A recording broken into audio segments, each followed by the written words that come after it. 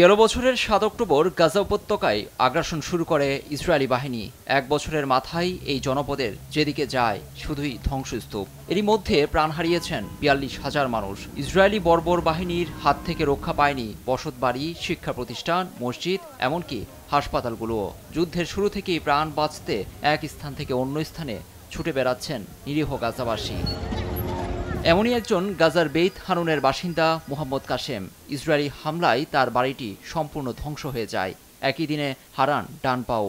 হামলার মুখে এখন পর্যন্ত ৬ বার স্থান পরিবর্তন করেছেন তিনি। আমরা স্কুল থেকে স্কুল, গাজা থেকে ইয়ারমুক, পরে আবার উত্তরে ফেরত এসেছি। এখন আবার এখান থেকেও পালিয়ে যাচ্ছি। যুদ্ধের শুরু থেকে আমরা ৫-৬ বার স্থান পরিবর্তন করেছি। গত ১ বছর যাবৎ আমরা পালিয়ে বেড়াচ্ছি। আমরা সত্যিই খুবই ক্লান্ত হয়ে পড়েছি।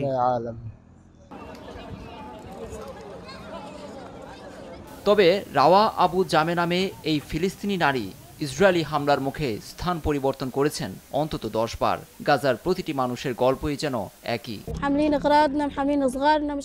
আমরা আমাদের আসবাবপত্র এবং শিশুদের নিয়ে পালিয়ে বেড়াচ্ছি। আমরা জানি না কোথায় যাব, বিশ্ববাসী আমাদের কোথায় নিক্ষেপ করবে। এ নিয়ে হয়তো আমরা ১০ বার স্থান পরিবর্তন করেছি। এমন কোনো জায়গা নেই যেখানে আমরা যাইনি। সৃষ্টিকর্তা আমাদের দ্রুত মুক্তি দিক।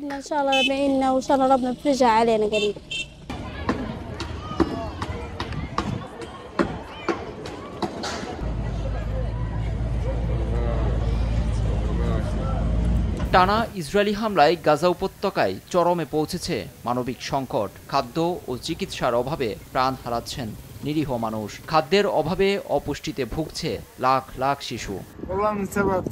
পালাতে পালাতে আমরা ক্লান্ত হয়ে গেছি। আমাদের কাছে কোনো টাকা নেই। আমরা ওষুধ কিনতে পারি না, কেউ সাহায্যও করে না। প্রতি মাসে মাত্র ১ বক্স প্যাকেটজাত খাবার পাই। পরিবারে আমরা ৭ জন রয়েছি। শিশুদের অবশ্যই পেট ভরে খাওয়া উচিত, কিন্তু তা আমরা দিতে পারছি না। ভাবতেও পারবেন না খাদ্যের অভাবে আমরা কতটা কষ্ট পাচ্ছি।